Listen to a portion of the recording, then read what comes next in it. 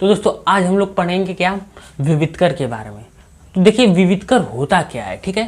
तो जो विविधकर है वो क्या होता है, तो देखिए विविधकर से हम लोग क्या करते हैं ना, मूलों की प्रकृति ज्ञात करने, ठीक है। अब क्या करना है, तो अब हम लोग को पढ़ना है नेक्स्ट टॉपिक जो है विविधकर।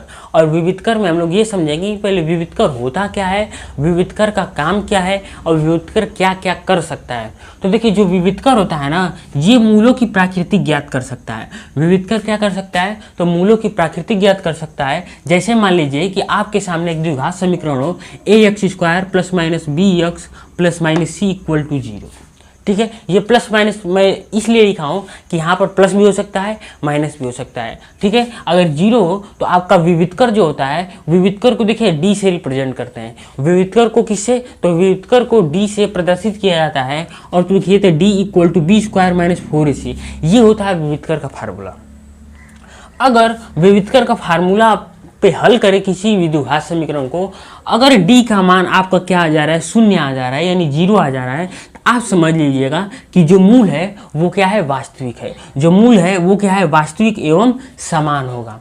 लेकिन अगर आपका वही जो d का मान है वो 0 से बड़ा आ जा रहा है, यानी अगर प्लस में आ जा रहा है, तो आप ये समझ जाइएगा कि मूल वास्तविक एवं अलग अलग होंगे, ठीक है। जो मूल निकालेंगे आप, उसका दोनों जो मूल निकालेंगे वो दोनों अलग अलग भी होंगे लेकिन वास्तविक भी होंगे। लेकिन अगर यहीं d का मान 0 से छोटा आ जाए, यानी ऋणात्मक आ जाए, माइनस में आ जाए, तो आप ये समझ लीजिएगा कि मूल्य जो है वो काल्पनिक है, वो अस्तित्व में इस समय नहीं है। तो ठीक है, तो जिस द्विघात समीकरण का अस्तित्व में नहीं होता है, यानी जो काल्पनिक होता है, उस द्विघात समीकरण के हम लोग मूल ज्ञात नहीं कर सकते। ये आपको आज से नोट कर लेना है।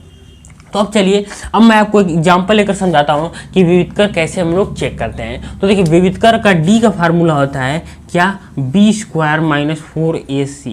मैंने जैसे एग्जांपल के लिए आपके सामने एक क्वेश्चन लिया है, ठीक है। तो देखिए तो हम लोग पहले d का मान निकालेंगे। तो देखिए यहाँ पर b का मान क्या होता है, तो देखिए b का मान वही होता है जो यक्ष का गुणांक होता है। तो यक्ष का गुणांक कितना है, 2, यानी यहाँ हो जाएगा 2 का वर्ग माइनस ये फिर 4। a का गुणांक कितना है, 1, तो यहाँ हो जाएगा 1 गुणे। c का गुणांक कितना है, तो -143।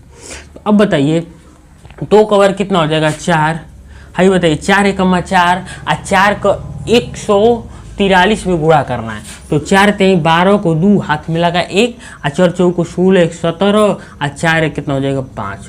तो यहाँ पर कितना हो जाएगा, इसे देखिए अब ये माइनस गुणा होकर क्या हो जाएगा, प्लस हो जाएंगे। तो देखिए इसको इसमें क्या करेंगे, जोड़ देंगे, तो ये हो जाएगा 576। समझ में आएगा, ये क्या होगा, ये हो जाएगा आपका 576। तो ऐसे आप क्या करेंगे, विविधकर से ज्ञात कर सकते हैं कि मूल की प्रकृति कैसी है। अब देखिए जो d का मान आया वो क्या आया, वो आया आपका प्लस में।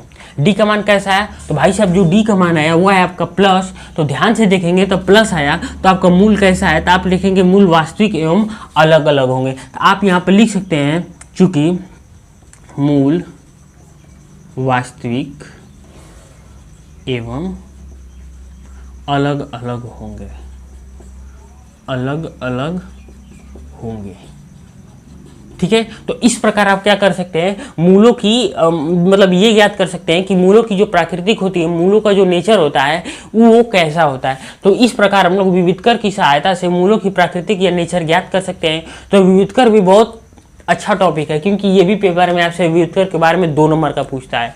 तो विविधकर को अच्छे नंबर से पढ़ लीजिएगा, ठीक है, अच्छे मन से। अब चलिए विविधकर हो गया, अब बढ़ेंगे हम लोग नेक्स्ट टॉपिक, और नेक्स्ट टॉपिक देखेंगे कि नेक्स्ट टॉपिक क्या है।